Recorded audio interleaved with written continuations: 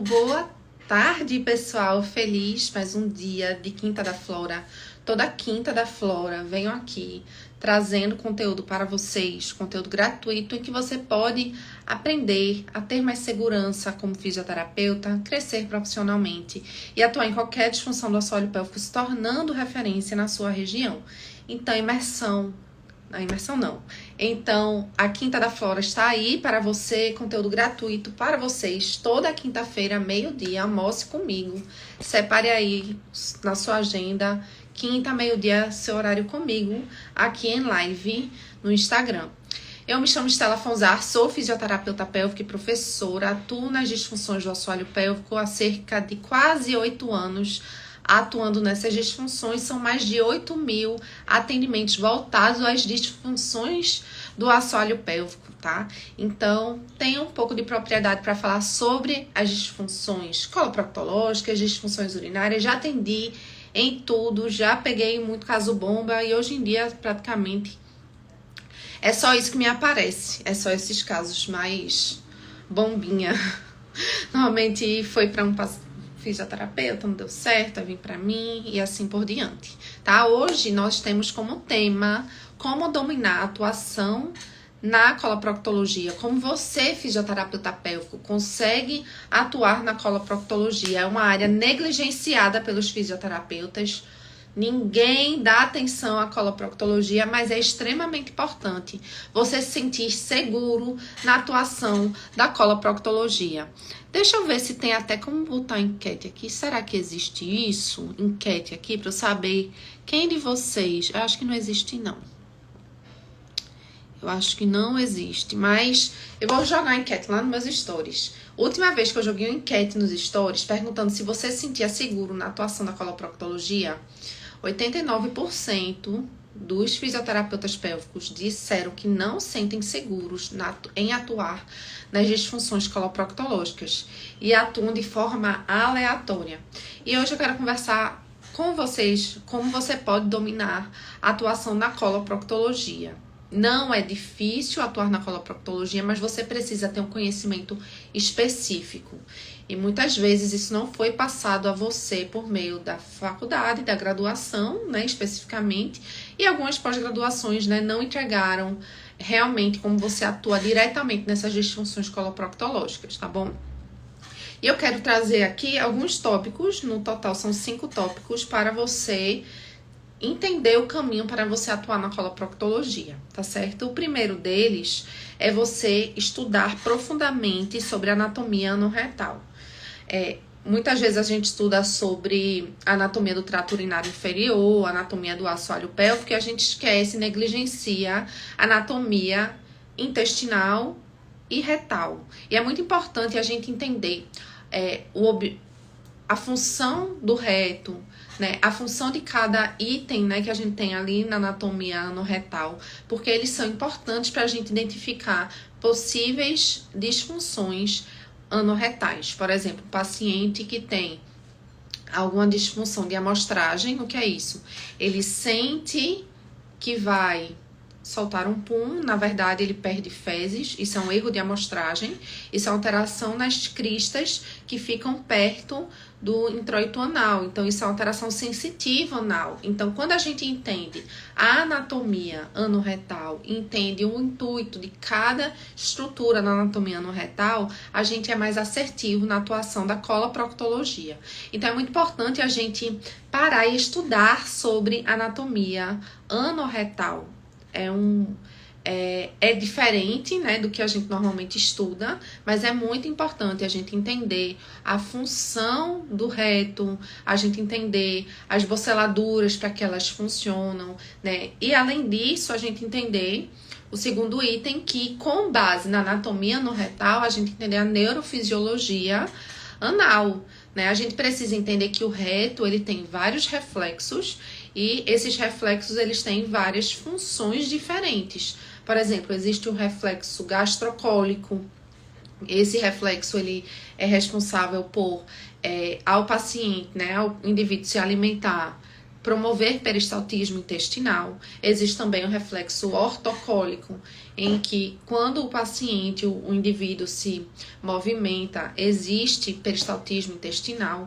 Porque, ao entender, né, isso são alguns exemplos apenas da neurofisiologia anorretal. Ao a gente entender a atuação desses reflexos no organismo, a gente entende como utilizar desses reflexos para uma terapia comportamental com o nosso paciente e orientá-lo a realizar um tempo no vaso sanitário, né, uma defecação mais prolongada, realizar um diário, vamos dizer, um calendário intestinal para esse paciente conseguir criar hábitos intestinais. O nosso intestino ele funciona como um reloginho e ele deveria ser assim. Então, ao entender a neurofisiologia anorretal, a gente consegue incluir na terapia comportamental do nosso paciente né, as orientações para ele ter uma alteração na fisiologia anorretal dele. E quando a gente estuda sobre neurofisiologia anorretal, a gente aprende que o reto ele tem complacência, da mesma forma que a bexiga também tem, né? Que o detrusor também tem complacência, o reto também tem. E a gente precisa trabalhar a complacência retal desse paciente, independente de qual disfunção que ele tenha, para a gente conseguir moldar a anatomia retal desse paciente para assim ele evoluir. Vou jogar um exemplo aqui. Existem pacientes que têm um reto pequeno, microrreto. E nesses pacientes que têm microrreto, eles têm dificuldade em postergar a micção. Eles têm dificuldade em acumular as fezes. Uma das principais funções da ampola retal é armazenamento fecal. Então, quando perde essa propriedade de complacência, de armazenamento fecal, esse paciente acaba defecando com mais frequência, né? E perde essa função de armazenamento fecal. Então, a gente precisa avaliar também o reto do paciente. Não é somente atuar sobre o assoalho pélvico. Muitas pessoas acham que, o meu paciente é constipado, eu vou realizar um treinamento de relaxamento. Da mesma forma que a gente atuando no compartimento médio, no compartimento anterior, a gente não pode associar disfunção clínica com disfunção funcional, no compartimento posterior também não. Muitos pacientes têm constipação por uma hipoatividade muscular de assoalho pélvico, por alguma disfunção retal mesmo, e não estou falando apenas de assoalho pélvico, estou falando do compartimento retal, estou falando da ampola retal. E nós, como fisioterapeutas, podemos atuar diretamente na ampola retal do nosso paciente. Uma analogia que eu gosto de fazer nas minhas aulas é que, da mesma forma que a gente, por terapia comportamental, no compartimento anterior, a gente consegue atuar a nível vesical, na coloproctologia a gente consegue atuar a nível retal. Só que por ser uma estrutura mais próxima e a gente conseguir ter um contato mais direto com o reto, a gente consegue causar alterações retais, de acordo com o nosso objetivo terapêutico, de forma muito mais imediata e direta ao ponto do que a gente está trabalhando, né, na função vesical do paciente. Na função vesical do paciente é muito mais sobre o paciente realizar um treinamento comportamental, conseguir postergar a micção. Já no compartimento retal, nós como fisioterapeutas conseguimos atuar diretamente no compartimento retal. A gente consegue treinar esse reto para aumentar o volume, a gente consegue treinar esse reto para diminuir o volume, a gente consegue, com base nos nossos recursos, atuar diretamente no compartimento retal e no reto do paciente. E eu sou apaixonada pela coloproctologia por causa disso, que a gente consegue fazer grandes mudanças em pequeno período de tempo, de acordo com a disfunção do paciente, porque a gente tem essa capacidade de atuar diretamente no reto dele, na ampola retal, tá? Então é muito importante a gente entender a neurofisiologia no retal do paciente. Com base nessa neurofisiologia, a gente realizar a terapia comportamental necessária. E eu já estava me delongando e entrando em alguns tipos de tratamento que a gente pode fazer nas disfunções coloproctológicas, mas a gente precisa também entender sobre os tipos de doenças que ocorrem no compartimento posterior, os tipos de disfunções clínicas, né? Constipação, incontinência anal, proctalgia.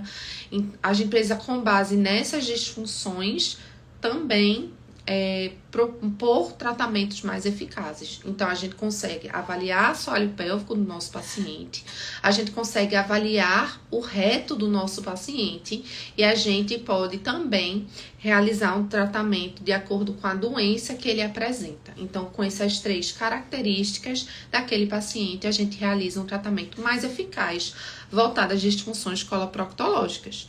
Então, comumente, as disfunções anorretais que a gente encontra no nosso paciente é constipação intestinal, que existem vários tipos de constipação intestinal. A fisioterapia atua na constipação funcional do assoalho pélvico e eu vou te ensinar a identificar esse tipo de disfunção funcional, tá? A gente não atua em constipação por trânsito lento, por exemplo, que é uma constipação a nível alto intestinal. Começou a sair alguns estudos mostrando que tem a hipótese da fisioterapia pélvica a ter atuação a nível intestinal alto, mas hoje em dia a gente não pode dizer que a fisioterapia atua no peristaltismo intestinal diretamente quando o paciente tem o tempo de trânsito colônico reduzido. Tá? Então, a gente consegue atuar a nível retal para baixo, né? Reto, canal anal e ânus. Mas a gente precisa entender sobre os tipos de doenças do assoalho, doenças, né? Diagnósticos clínicos, porque assim a gente consegue dizer se o paciente vai ter resultado ou não daquela disfunção. Nem a massagem ajuda, a gente consegue estimular o peristaltismo no momento da massagem. De acordo com os guidelines de coloproctologia voltados à constipação intestinal, mostra que é uma recomendação para o uso da massagem em abdômen, a chamada massagem de Vogler, que é aquela massagem intestinal. Mas você entende que ela é curto prazo, ela é momentânea. Quando o paciente tem uma constipação por tempo de trânsito colônico reduzido, ele tem uma alteração neural do intestino. E é muito difícil a gente apenas com massagem pontual, 2 vezes na semana no máximo, conseguir causar resultados nesse paciente. Então, massagem é indicado pelo guideline europeu para o tratamento da constipação intestinal, mas a gente não tem como tratar a disfunção de tempo de trânsito colônico reduzido, tá? Estão surgindo aí algumas hipóteses. Mas quando a gente identifica os tipos de constipação e saber atuar em cada tipo de constipação, o teu tratamento é diferenciado, porque você vai entender que existem constipações funcionais e constipações não funcionais. Dentro das constipações funcionais, a gente tem 4 tipos de constipação e para cada tipo de constipação existem tratamentos diferentes. Então, a gente precisa sim entender muito sobre as doenças, né? Sobre as disfunções clínicas. Tirando só o áudio aqui. Então, isso em relação à constipação intestinal. E existe outro tipo de doença, disfunção clínica, que é a incontinência anal. E a gente tem que graduar essa incontinência anal. Eu digo incontinência anal e não fecal, porque incontinência anal inclui incontinência flatus, incontinência, qualquer tipo de perda anal e não apenas fezes. Então, quando a gente fala em incontinência anal, a gente inclui gases e fezes, tá? Enquanto a gente fala incontinência fecal, a gente fala apenas de conteúdo fecal. Então, a gente precisa entender sobre a incontinência fecal anal também e o motivo pelo qual aquilo aconteceu. E de acordo com a história clínica do paciente, a gente vai mudar o nosso tratamento de acordo com essa incontinência, o grau da incontinência e o tratamento voltado para essa incontinência. Então, não é fácil atuar na incontinência anal, é um dos tratamentos mais difíceis na coloproctologia e na fisioterapia pélvica. Eu acho, na minha opinião clínica, né, da minha experiência, Eu acho que as disfunções mais difíceis de atuar são as incontinências anais e os prolapsos. Eles estão pau a pau aí de disfunção que precisa de um tratamento a maior longo prazo, que o paciente não tem evoluções tão rápidas como, por exemplo, tratar um vaginismo, tá? Mas essa é a minha experiência. Quando a gente atua no vaginismo, a gente consegue, numa dor genitopélvica, a gente consegue diminuir a sintomatologia de forma muito mais rápida. Enquanto a gente atua numa incontinência anal ou num prolapso de órgão pélvico, temos disfunção, temos mais trabalho pela frente. O tratamento ele é mais extenuante. Então, precisamos entender a etiologia daquela disfunção de incontinência anal. E, além disso, tem os prolapsos. E o paciente coloproctológico é um paciente muito complexo. Por quê? Ele não tem apenas uma disfunção.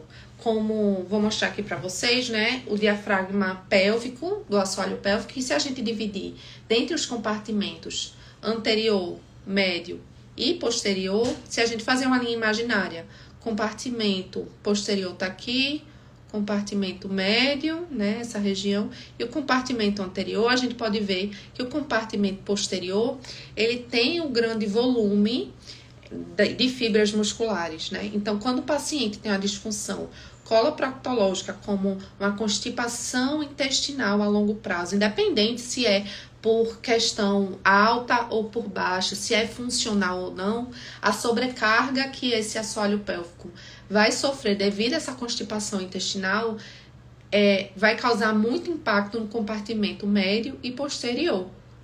Então, você pode observar que quando esse paciente realiza esforço evacuatório, dor ao realizar um movimento defecatório, realizar um movimento defecatório de forma errônea, uso digital para facilitar a saída das fezes, um movimento inadequado, como eu falei anteriormente, isso vai causar uma sobrecarga em todo o assoalho pélvico, porque são fibras contínuas, né? O pubo retal começa no pubis, dá a volta no introito anal e vem para a parte anterior. O coxígeo, ele vai do cóccix até a lateral, então vai ter impacto nesse compartimento posterior também.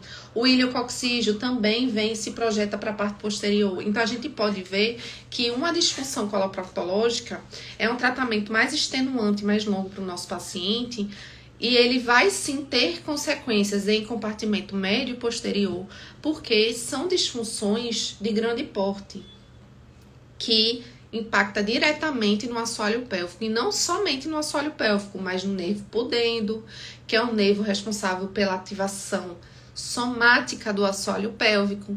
Então, toda vez que esse paciente vai realizar um movimento defecatório, ele está causando estiramento do nervo pudendo. Isso faz com que ele possa vir a ter uma neuropatia com esforço repetitivo defecatório. Então, você entende que uma disfunção que é muito comum na nossa sociedade, as pessoas normalizam a constipação intestinal.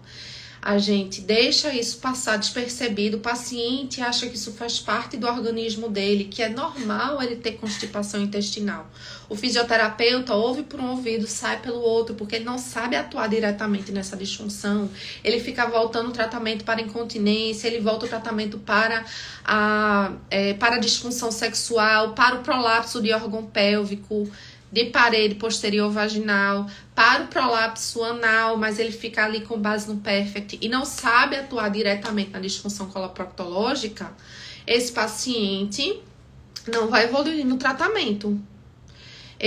Você, como fisioterapeuta, vai ficar tentando realizar um tratamento de compartimento anterior, de compartimento médio, mas você não deu atenção a uma parte tão importante do assoalho pélvico, que é a coloproctologia, que é o compartimento posterior retal. Então, é muito importante você abrir os olhos para isso no seu paciente, realizar uma avaliação coloproctológica a qualquer sintoma de disfunção proctológica, independente se aquilo é o normal do paciente. Assim você vai entregar resultados mais rápidos na ginecologia e na urologia. E na urologia masculina, e num paciente que tem alguma bexiga hiperativa, entende? A gente precisa ter esse olhar global em assoalho pélvico.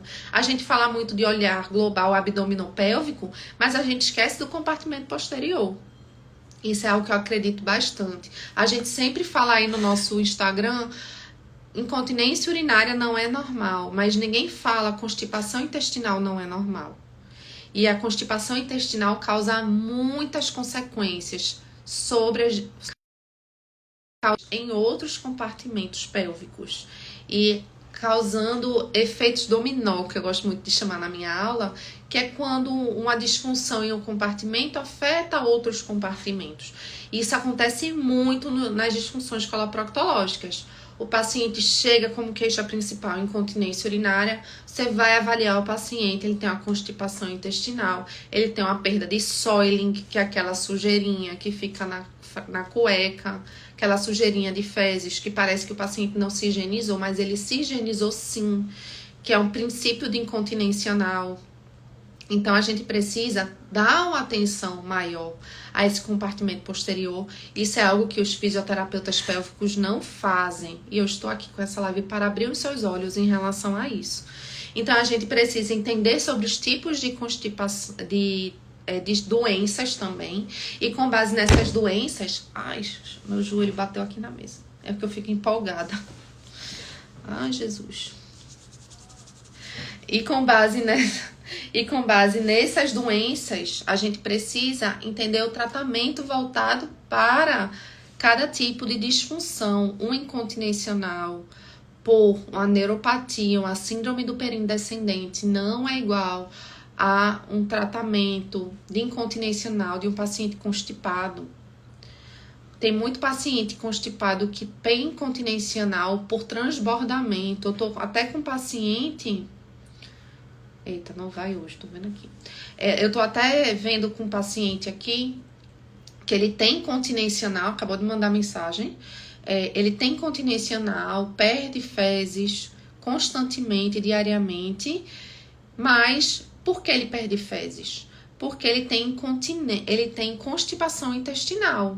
Ele perde fezes por transbordamento. Então, você entende que eu chegar para esse paciente e realizar um treinamento muscular de assoalho pélvico para aumentar o tônus muscular, não é isso que vai trazer resultado ao tratamento.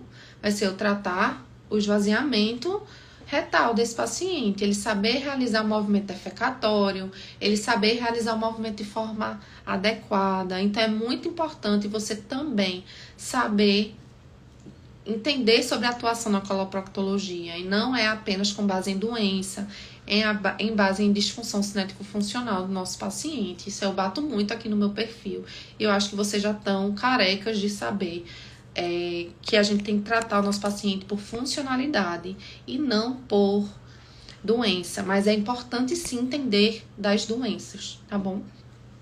E por último ponto que o pessoal, os fisioterapeutas não dominam, e é muito importante dominar como fisioterapeuta pélvico, é o uso do balonete. O balonete é um recurso de baixo custo, incrível nas disfunções coloproctológicas, porém muitos profissionais se prendem em como montar o balonete. E não é isso que você deveria perguntar, você deveria estar perguntando como utilizar o balonete na atuação das disfunções coloproctológicas. E a gente tem vários tipos de usos do balonete, tá? Que é esse recurso aqui. O balonete, você pode utilizar ele para aumentar o compartimento posterior, então um reto muito pequeno, o paciente tem um micro-reto, a gente aumentar o tamanho desse reto. Imagine você atuando na urologia com um paciente que tem a capacidade vesical reduzida, né? Quando a gente está falando da urologia. Quando esse paciente tem uma capacidade vesical reduzida, o que a gente faz? Treinamento muscular de assoalho pélvico, de acordo com o objetivo terapêutico, e a gente faz uma terapia comportamental, não é? Agora imagina você ter a capacidade de introduzir um balãozinho via uretral e aumentar essa capacidade vesical gradativamente ao longo do tratamento desse paciente. Não seria incrível se a gente tivesse essa condição? Pois na proctologia a gente tem que é o uso do balonete. O balonete ele serve para aumentar a capacidade retal do paciente, para quem tem micro-reto. A gente consegue diminuir a capacidade retal em quem tem um mega-reto. E a gente consegue também, além disso, estimular alguns reflexos, como o reflexo inibitório reto-anal, que é um reflexo importante para realizar o movimento de propulsão das fezes. Então, o reflexo inibitório a gente consegue estimular com o uso do balonete. O balonete também serve para a gente realizar um treinamento evacuatório desse paciente. Então, imagine o paciente não sabe realizar um movimento de defecar e você quer ensinar isso a ele. O balonete serve para ele realizar um movimento defecatório junto com a sensação de defecação. Então, ele vai sentir que tem cocô na ampola retal, que ele vai expulsar lá com você no consultório. Não vai sair, pode ficar tranquilo em relação a isso. Nunca tive um episódio de perda com o uso do balonete. Já tive outros episódios, mas não foi devido a algum recurso que eu utilizei.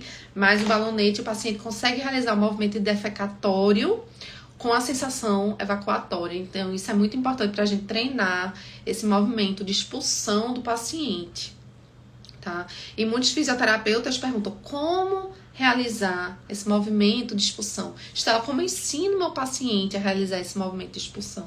Que é tão importante na coloproctologia. A gente ensina o paciente a ter controle defecatório, mas a gente precisa ensinar o paciente também a realizar um mecanismo defecatório. E tudo isso que eu falei para vocês até hoje, né? Anatomia anorretal, para você conseguir atuar sobre essa anatomia de forma diferenciada, ouvir os sintomas do paciente, saber atuar sobre. A neurofisiologia anorretal, para você realizar o treinamento comportamental adequado para o seu paciente, os tipos de disfunções, o treinamento para cada tipo de constipação, o tratamento para cada tipo de incontinência anal, a montagem e o uso do balonete. Eu vou disponibilizar isso para vocês na imersão em proctologia. A gente vai liberar a imersão em proctologia, uma aula ao vivo, em que você vai aprender a atuação nas disfunções coloproctológicas de forma objetiva, clara, dinâmica, para você saber atuar no tratamento das disfunções coloproctológicas e entregar resultados mais rápidos aos seus pacientes, porque você sabe o que está fazendo e sabe atuar diretamente naquela disfunção. Será dia 22 a gente tá em maio, de junho, e você pode entrar na imersão em proctologia lá no link da bio. Estamos com condições especiais para esse primeiro lote. Então, se você quer aprender sobre anatomia anorretal, neurofisiologia anorretal, tratamento para cada tipo de disfunção coloproctológica, e com isso você entender quais são os tipos de constipação que existem, quais são os tipos de incontinências que existem, como elaborar as fases de tratamento para um paciente coloproctológico, como montar o balonete, e não só isso, como utilizar o balonete, que é um recurso de baixo custo no tratamento das disfunções coloproctológicas. Eu vou te ensinar tudo isso ao vivo, dia 22, na imersão em proctologia, que você pode se inscrever agora. Estamos no primeiro lote, na condição especial para você, com R$100 de desconto. Então, vai lá no link da bio, se inscreve na imersão em coloproctologia. Se você aprender um pouco na live de hoje, você vai aprender muito mais na imersão em coloproctologia, na imersão em proctologia. Então, eu espero você esteja lá comigo. Ser um prazer te ensinar a atuação nas disfunções coloproctológicas sem rodeios e você aumentar o nível de fisioterapeuta pélvico que você é. Porque no mercado são pouquíssimos profissionais que sabem atuar nas disfunções proctológicas. E se você souber atuar diretamente nessas disfunções, você vai subir o nível na sua carreira profissional. Então, eu espero estar lá com você, segurar na tua mão, tirar tuas dúvidas e te mostrar tudo que você precisa para atuar na coloproctologia. Então, essa foi nossa live de hoje. Se você tem alguma dúvida, bote, esse é o seu momento. Sobre a imersão, sobre as disfunções coloproctológicas. Aproveite.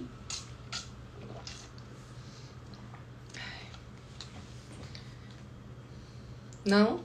Então tá bom. Oi, Sil. Então tá bom, pessoal. Muito obrigada pela live de hoje. Um beijão. E tchau, tchau.